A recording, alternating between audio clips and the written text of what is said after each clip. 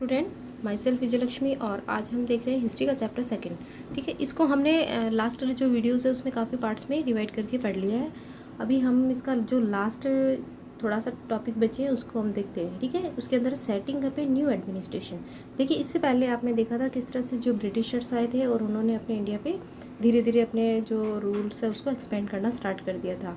तो इसके लिए उन्होंने काफ़ी बैटल्स भी किए थे। साउथर्न पार्ट्स जो था उसको भी उन्होंने कवर कर लिया था। उसके बाद में उन्होंने एडमिनिस्ट्रेशन जो है उसको यहाँ पे एस्टेब्लिश करना स्टार्ट किया था। ठीक है, तो उन्होंने यहाँ पे एक नया एडमिनिस्ट्रेशन स्टार्ट किया। देखिए, इसके अंदर से बहुत सारे जो फैक्ट है वो बहुत इंपॉर्टेंट है, तो आपको अंडरलाइन करना है इसको। ठीक है, वॉरेन हेस्टिंग्स, सबसे पहली लाइन यही है। तो गवर्नर जनरल फ्रॉम 1773 से लेकर 1785 तक, तो ये बहुत इंपॉर्टेंट है, इसको अंडरलाइन करना आप कि वॉरेन हेस्टिंग्स जो थे ना वो बंगाल के वो गवर्नर जनरल बने थे। was one of the many important figures who played a significant role in expansions of company power। इनका बहुत इंपॉर्टेंट रोल है कंपनी के पावर को एक्सपेंशन करने बढ़ाने में। ठीक है, इन्होंने कंपनी जो है उसकी पावर को काफ़ी बढ़ा दिया था। By his time the company had acquired power not only in Bengal. इनके टाइम पे जो कंपनी है उनकी पावर ओनली बंगाल तक नहीं फैली थी। देखिए, सबसे पहले उन्होंने बंगाल में ही स्टार्ट किया था वर्क करना, तो but also in Bombay and Madras. तो बॉम्बे और मद्रास जो है ना वहाँ पे भी इन्होंने अपनी पावर को काफ़ी बढ़ा लिया था। British territories were broadly divided into administrative units called presidencies. देखिए, ये लाइन आपको अंडरलाइन करनी है। ब्रिटिश जो टेरिटरी जो थी ना वो अपने आप को एडमिनिस्ट्रेशन की जो यूनिट थी ना उसको प्रेसिडेंसीज बोलते थे। देखिए, जिस तरह से हमारे यहाँ पे अभी स्टेट्स होते हैं ना इंडिया के अंदर, जैसे 28 स्टेट्स हैं। ठीक है, तो स्टेट होता है और स्टेट के अंदर एक एडमिनिस्ट्रेशन सिस्टम होता है जिसकी वजह से फिर वो अपना वर्क अच्छे से करते हैं और फिर वो सेंट्रल जो गवर्नमेंट होती है उसको रिपोर्ट देते हैं। तो उसी तरह से जो ब्रिटिशर्स के टाइम पे जो इंडिया था ना तो एडमिनिस्ट्रेशन के लिए इन्होंने इसको प्रेसिडेंसीज में डिवाइड कर दिया था। और जो देयर आर 3 प्रेसिडेंसी, उस टाइम में 3 प्रेसिडेंसीज जो है वो इम्पोर्टेंट थी, बंगाल, मद्रास और बॉम्बे। ठीक है, तो इस लाइन को आप अंडरलाइन कीजिए।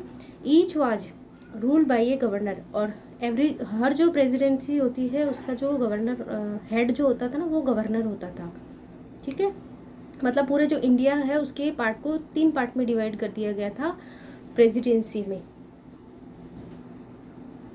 The supreme head of the administration was the governor general, और इनका जो सुप्रीम हेड होता था वो गवर्नर जनरल होता है। देखिए, हम लोग इसको प्रेजेंट टाइम से रिलेटेड करके देखते हैं। तो जैसे 28 स्टेट है तो सबके अंदर स्टेट गवर्नमेंट होती है, उनका गवर्नर होता है और एक उनका सीएम होता है। ठीक है, उसके बाद में ये जो सारी अपनी रिपोर्ट होते हैं वो पीएम और प्रेसिडेंट को सेंड करते हैं। तो इसी तरह से जो इंडिया है उसके अंदर ब्रिटिशर्स के टाइम पे 3 प्रेसिडेंसीज थी, और ये जो 3 प्रेसिडेंसी जो है इनके अंदर गवर्नर की पोस्ट होती थी। और ये जो गवर्नर होता है ये अपना जो भी वर्क होता है वो जो गवर्नर जनरल जो हाईएस्ट पोस्ट होती है ना उसको सेंड करते थे। Warren Hastings the first governor general introduce several administrative reforms notably in the sphere of justice. ठीक है, तो ये लाइन देखिए बहुत इंपॉर्टेंट है कि फर्स्ट जो गवर्नर जनरल जो थे ना वो कौन थे? Warren Hastings. वन लाइनर में, फिलअप्स में, किसी भी तरह से आपसे यहाँ से क्वेश्चन पूछा जा सकता है। तो फर्स्ट गवर्नर जनरल कौन थे? Warren Hastings. उसके बाद में from 1772 a new system of justice was established.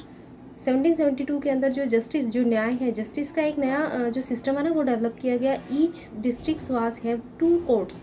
जो एवरी डिस्ट्रिक्ट है उसके अंदर 2 कोर्ट्स, जैसे 2 कोर्ट होते हैं ना, अदालतें जिसको बोलते हैं हम कोर्ट, वो कोर्ट होते थे। एक होता था एक क्रिमिनल कोर्ट और एक होता है सिविल कोर्ट। तो क्रिमिनल कोर्ट होते हैं उसको फौजदारी बोलते हैं, जिसमें लड़ाई झगड़े से रिलेटेड जो भी केसेस होते हैं वो क्रिमिनल कोर्ट के अंदर जाते थे, मर्डर कर दिया। ठीक है, और जो सिविल कोर्ट होते हैं उसमें जो मतलब फैमिली के अंदर जो भी मैटर होता है, घरेलू जो छोटे मोटे झगड़े होते हैं ना उनको सुलझाने के लिए सिविल कोर्ट में जाते थे। ठीक है, तो 2 टाइप्स के कोर्ट्स होते थे, ये भी आपको ध्यान में रखना है। उसके बाद में देखिए, maulvis and Hindu pandit interpreted Indian law for the European district collector who preside over civil court. ठीक है, तो ये जो लॉ होते थे, कोर्ट के अंदर डिसीजन लिए जाते थे, वो किसके हिसाब से लिए जाते थे? मौलवी होते थे, जैसे मोमडन्स होते थे ना, तो उनके लिए मौलवीज और हिंदू पंडित जो उनके अंदर रोल था। ठीक है, लॉ बनाने के अंदर। क्योंकि भारत के अंदर देखिए अंग्रेज़ों ने ये जो हिंदू मुस्लिम वाली जो नीति थी ना वो उसी टाइम से शुरू कर दी थी। हिंदुओं के जो भी डिसीजन थे वो हिंदू लॉ के अकॉर्डिंग और मुस्लिम्स थे वो मुस्लिम लॉ के अकॉर्डिंग इन्होंने डिसीजन करना स्टार्ट किया था। इसके लिए वो हिंदू पंडित और मौलवी से पूछते थे और फिर वो कलेक्टर को रिपोर्ट करते थे। The criminal court were still under a qazi, ये लाइन आपको अंडरलाइन करनी है कि जो क्रिमिनल कोर्ट थे वो किसके अंडर में थे, काजी। काजी एक पोस्ट होती थी इनके यहाँ, और and A Mufti but under the supervision of the collector. देखिए काजी और जो ये मुफ्ती जो होते हैं ना, ये क्या करते हैं, ये अपनी रिपोर्ट जो है वो कलेक्टर को सेंड कर देते हैं। ठीक है, देखिए यहाँ पे हम देख लेते हैं काजी क्या होते हैं। काजी ए जज, ठीक है, ये जो लोअर लेवल के जो जज होते हैं उनको काजी बोल देते हैं। Mufti a jurist of the Muslim community responsible for expounding the law that the qazi would administrate. ठीक है, तो मुफ्ती भी जो है ना ये एक तरह से जजमेंट जो होता है ना उन्हीं के लिए होता था, और जो काजी है वो रूल्स बनाते थे उनको फॉलो करवाते थे ये। ठीक है, नेक्स्ट देखिए एक वर्ड और आता है इम्पीचमेंट। इम्पीचमेंट का क्या मतलब होता है, एक प्रोसेस होती है जिसकी वजह से किसी को किसी पोस्ट से हटा देते हैं। ठीक है, जैसे मान लेते हैं काजी की पोस्ट पे इनका इम्पीचमेंट करके अगर ये अच्छा काम नहीं करते तो इनको इनकी पोस्ट से हटाया भी जा सकता है। ठीक है, तो इस तरह से इम्पीचमेंट की प्रोसेस भी होती थी उस time. A trial by the House of Lords in England. देखिए इंग्लैंड जैसे हमारे यहाँ पे संसद होती है ना, उसके अंदर लोकसभा और राज्यसभा होती है।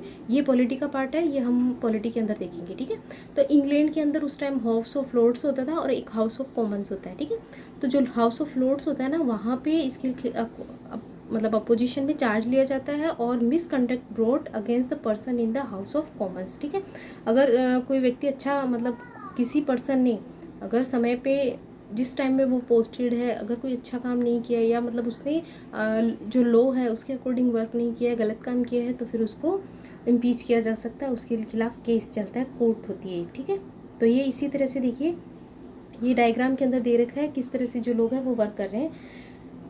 The trial of Warren Hastings. ठीक है, वॉरेन हेस्टिंग्स का है ये। When Warren Hastings went back in England. देखिए वॉरेन हेस्टिंग्स यहाँ पे थे 1772-73 के पास में। तो जब ये वापस इंग्लैंड गए थे 1785 के अंदर, एडम्ड बर्ग, ठीक है, ये एडमंड बर्ग है, accuse him the being personally responsible for the misgovernment in of Bengal. तो इनको जो एडमंड बर्ग है ना उन्होंने इनको कहा, इनके ऊपर केस कर दिया गया था कि इन्होंने मिसबिहेव मतलब अच्छी तरह से जो सरकार है उसका रन नहीं किया था, गवर्नमेंट के अंदर मिस गवर्नमेंट ऑफ बंगाल किया था उन्होंने। ठीक है, जिम्मेदार ठहराया था किसी काम के लिए। This led an impeachment processing in the British Parliament lasted 7 years। ठीक है, तो इसके लिए इन्होंने इम्पीचमेंट की प्रोसेस की कि इनको है जो पद से हटाया जाए, ये अपनी गवर्नमेंट में अच्छे से काम नहीं कर रहे हैं।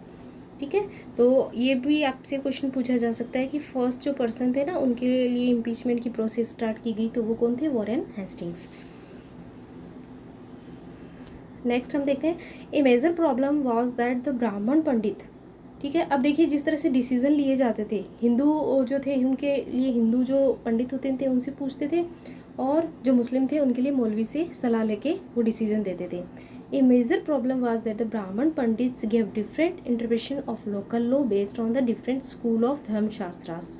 देखिए अलग अलग पंडित थे तो उनके जो धर्मशास्त्र के अकॉर्डिंग उनके अलग अलग रूल थे। ठीक है, जैसे अपन लोकल भी देखते हैं कि किस तरह से जो पंडित होते हैं वो अपने अपने विचार देते हैं, तो उस टाइम भी यही होता था, तो सारे जो है वो अलग अलग डिसीजन देते थे। To bring out an uniformity in 1775 11 pandit, तो इसके लिए 1775 के अंदर 11 pandit was asked to compile a digest of Hindus law. तो जो 11 पंडित जो है ना उनको मतलब बुलाया गया और उनसे एक सेटअप तैयार करवाया गया कि भाई जो भी मेन डिसीजन है या जो भी आपके रूल आते हैं उनको आप एक हिंदू लॉ बना देते हैं, digest of A Hindu law, मतलब एक जगह रिटर्न फॉर्म में लिख लेते हैं हम। ठीक है, जिससे उनको हेल्प मिल जाएगी, बार बार किसी को पूछना नहीं पड़ेगा, एक ही जगह सारे जो है वो उनको निर्णय मिल जाएंगे। H.B. Halhed translated this digest into English. अब ये जो भी इन्होंने डिसीजन दिए थे ना उनको हेल्ड ने इंग्लिश में ट्रांसलेट करवा लिया। ठीक है, जिसकी वजह से अंग्रेज़ों को बार बार फिर हिंदुओं से पूछना नहीं पड़ता। By 1778 a code of Muslim law was also compiled for the benefit of European जजेस। और इसी तरह से जो मुस्लिम जो लॉ था ना वो बना लिया गया 1778 के अंदर। तो इससे जो ब्रिटिशर जजमेंट करते थे उनको काफ़ी हेल्प मिलती थी। अंडर द रेगुलेटिंग एक्ट, देखिए ये वाली जो लाइन है ना इसको अंडरलाइन कीजिए, रेगुलेटिंग एक्ट कब स्टार्ट हुआ था? 1773 के अंदर। क्वेश्चन बहुत बार पूछा जाता है। A new supreme court was establish, ठीक है ना। तो एक जो सुप्रीम कोर्ट बनाया गया, while a court of appeal the सदर निज़ामत अदालत was also setup of Calcutta, ठीक है। कलकत्ता के अंदर हमारा जो पहला सुप्रीम कोर्ट था वो 1774 के अंदर, यानी ठीक है ना, रेगुलेटिंग एक्ट के अकॉर्डिंग बनाया गया था, एस्टैब्लिश किया गया सबसे पहले। तो सबसे पहले जो सुप्रीम कोर्ट है वो स्टार्ट कहाँ से हुआ था? कोलकाता से। The principal figure in an Indian district was the collector, और इसकी जो हेड होते थे ना, जो इंडियन फिगर के हिसाब से हम देखते हैं, ठीक है, तो कलेक्टर जो इनके हेड होते थे।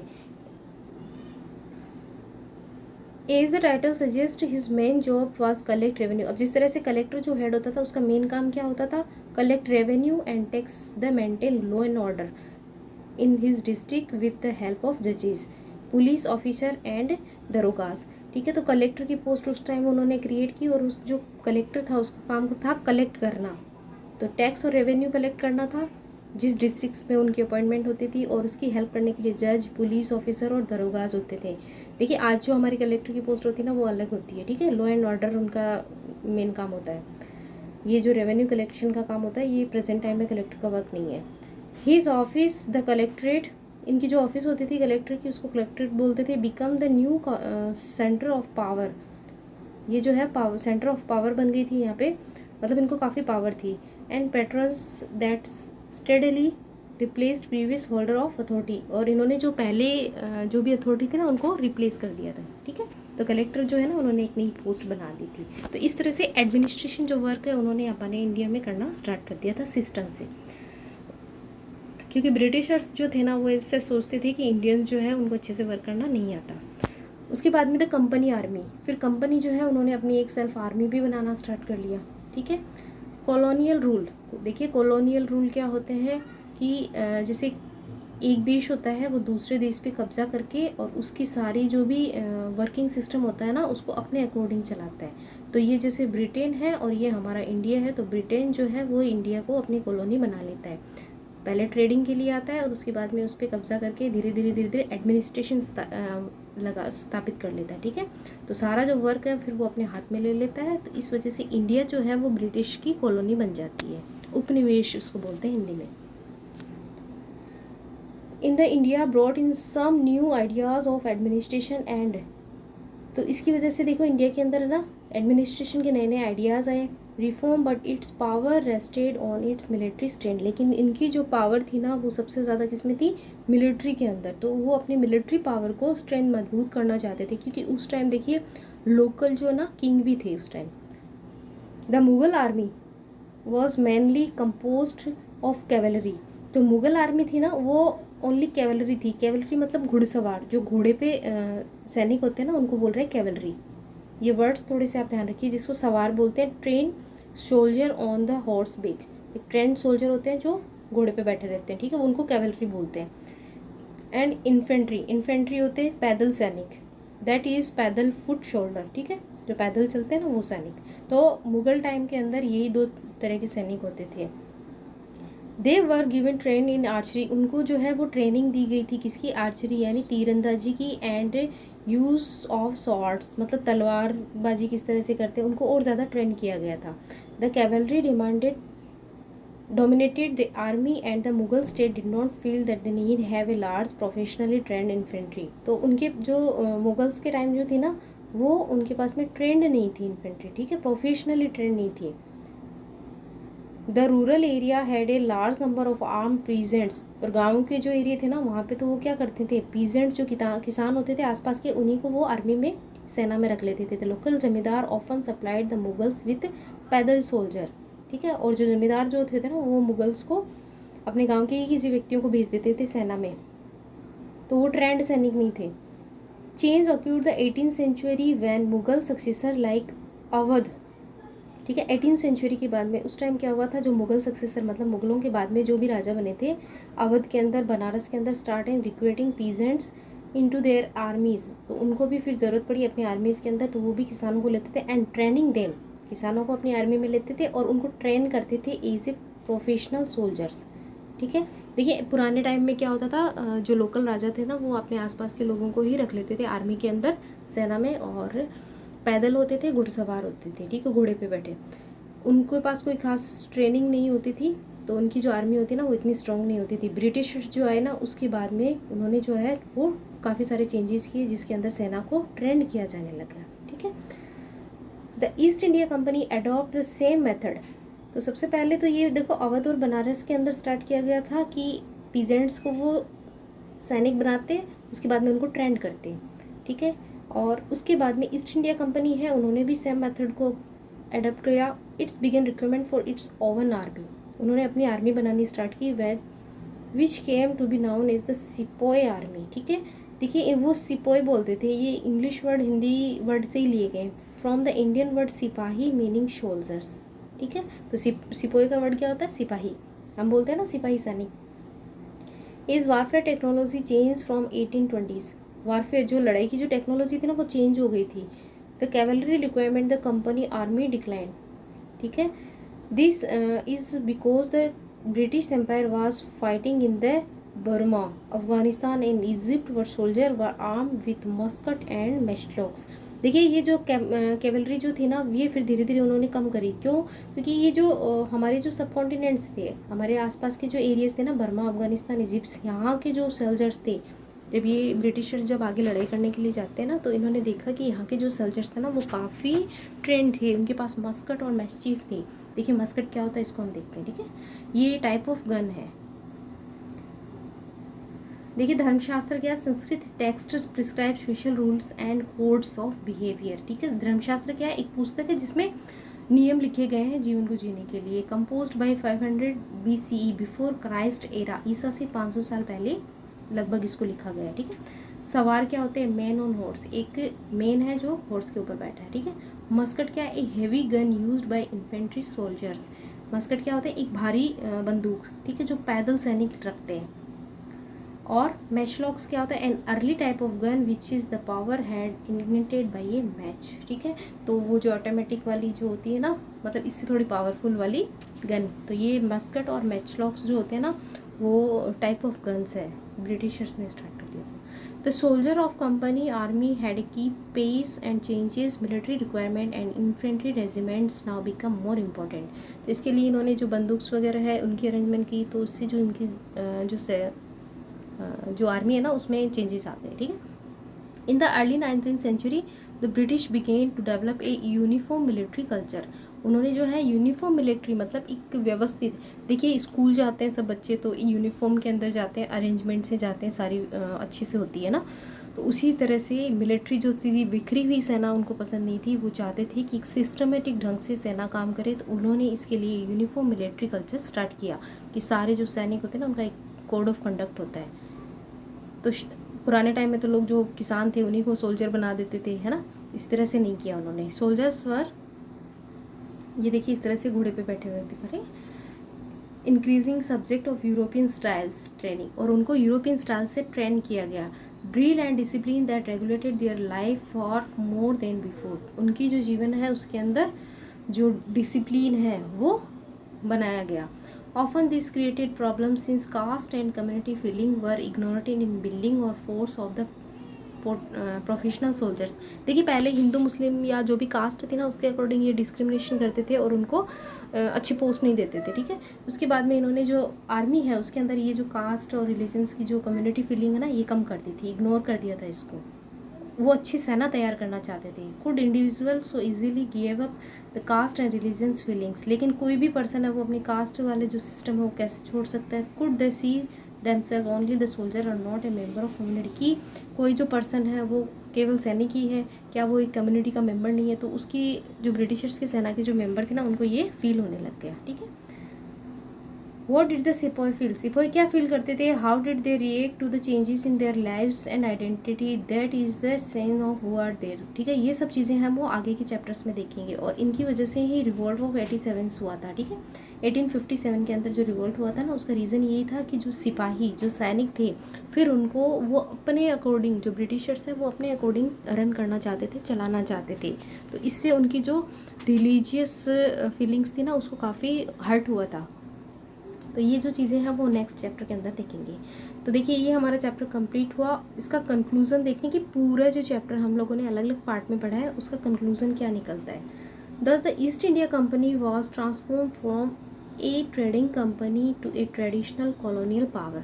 कि किस तरह से ईस्ट इंडिया जो कंपनी है वो आई थी ट्रेडिंग करने के लिए और उसके बाद में वो टेरिटोरियल कॉलोनी बन गई, मतलब उन्होंने अपना जो है वो राज शासन स्थापित कर लिया। The arrival of new steam technology, और इनकी वजह से क्या हुआ, स्टीम टेक्नोलॉजी। देखिए स्टीम होती है ना भाप, तो भाप का जो स्टीम होता है उसका उन्होंने इन्वेंशन किया था। In the early 19th century also added this process, ठीक है, काफ़ी सारे हैं वो इन्वेंशन भी इन्होंने किए। Till then it would take anywhere between 6 and 8 months to travel to India by sea. देखिए पहले इंडिया जो है ना वहाँ जो ब्रिटेन वगैरह से आने में लोगों को 6 से 8 महीने लग जाते थे। Steam ships reduce the journey time to 3 weeks and enabling their Britishers and their families to come for of country like India, ठीक है। तो पहले उनको 6 से 8 महीने लग जाते थे, धीरे धीरे वो नावों से आते थे, ठीक है, जो छोटी छोटी नाव होती थी उनसे। उसके बाद में उन्होंने जो स्टीम शिप बनाए, ठीक है, तो स्टीम से चलने वाले जब शिप बनाए तो इसकी वजह से उनका जो टाइम पीरियड था ना वो 2 से 3 weeks मतलब बहुत कम हो गया था, तो जिसकी वजह से ब्रिटिशर्स और उनकी जो फैमिली है वो ईजीली इंडिया आ जाते थे। By 1857 the company came to exercise direct rule. 1857 के बाद में जो कंपनी है उसको डायरेक्ट रूल मिल गया अबाउट 63% ऑफ द टेरिटरी, जो 60% जो भी एरिया है ना उसके ऊपर, ठीक है, and 78% of the population of Indian subcontinent combined with the indirect influence of the remaining territory and population of the country. तो धीरे धीरे इन्होंने जो है अपने एरिया को काफ़ी बढ़ा लिया था, काफ़ी सारी जो जनता थी वो डायरेक्ट ब्रिटिश रूल के अंदर आ गई थी। East India Company had virtually the whole of India under its control, और धीरे धीरे जो ईस्ट इंडिया कंपनी है उन्होंने पूरे जो इंडिया है ना उसको अपने कंट्रोल में करना स्टार्ट कर दिया था। और इस तरह से एक टाइम आया था 1857 के बाद में जो पूरा इंडिया है वो ब्रिटिशर्स के कब्जे में था, ठीक है। तो ये हमारा चैप्टर कंप्लीट हो गया है। देखिए इसके साथ में एक एल्सेवियर भी दे रखा है बुक के अंदर, वो हम भी देखते हैं कि स्लेव ट्रेड चल रहा था, ठीक है, साउथ अफ्रीका के अंदर। देखिए इसको हम समझते हैं कि दास, देखिए ये आप पिक्चर में देख रहे हैं किस तरह से जो लोग हैं उनको ज़बरदस्ती ले जाया जा रहा है, बंदी बनाया जा रहा है। देखिए अफ्रीका के अंदर ना क्या होता था, कुछ जो पुअर पीपल्स होते थे उनको लोग हैं वो पकड़ के ले जाते थे दूसरी जगह और उनको बेच देते थे। फार्म जैसे बड़े बड़े फार्म हाउस होते थे उनमें वर्क करने के लिए दासों की ज़रूरत होती थी, तो यहाँ से ये लोग उनको ले जाके वहाँ सेल कर देते थे, तो दास बनाते थे। तो ब्रिटिश जो साउथ अफ्रीका है वो भी ब्रिटिश कॉलोनी थी, ठीक है। The Dutch trading ships reached southern Africa in the 7th century। Soon as slaves trade began, peoples were captured, chain, लोग जो है वो पकड़ लिए जाते थे and sold in slave market, और स्लेव मार्केट में बेच दिए जाते थे। देखिए लोग जो होते हैं ना उनका भी मार्केट होता था सेलिंग का। व्हेन स्लेवरी एंडेड इन 1834 के अंदर, 1834 में जब स्लेवरी एंडेड हुई were 36,774 privately owned slave at the Cape located. देखिए केप जो है ना वो साउथ अफ्रीका के अंदर एक जगह है, ठीक है, at the southern most of the Africa. तो वहाँ पे जो इतने सारे जो लोग थे ना वो दास के रूप में देखे गए थे। A visitor to the Cape in 1824 has left a moving accounts of what he saw at a slave occasions. तो एक जो विजिटर था वो जब वहाँ खड़ा होकर देखता है कि किस तरह से दासों के साथ व्यवहार किया जाता है, तो इसमें पैराग्राफ में बताते हैं कि जो लोग हैं वो लाइन में खड़े हैं, उनमें से लोगों की छटनी की जाती है कि इसको कौन ख़रीदेगा। जैसे नीलामी होती है ना, ऑक्शंस, तो ऑक्शंस होती है और फिर उन लोगों को बेच दिया जाता है। जैसे एक फैमिली के अंदर 3-4 जने हैं तो मदर को कहीं बेचते हैं, उनके चिल्ड्रंस हैं उनको कहीं और किसी को बेच देते हैं। तो गरीब किसान थे ना उनके लिए बहुत ज़्यादा गलत व्यवहार होता था, ठीक है। इस तरह से वो काम करने के लिए, खेतों में काम करने के लिए, फैक्ट्री में काम करने के लिए इस तरह से लोगों को ले जाते थे, ठीक है। तो ये हमारा चैप्टर कंप्लीट हुआ।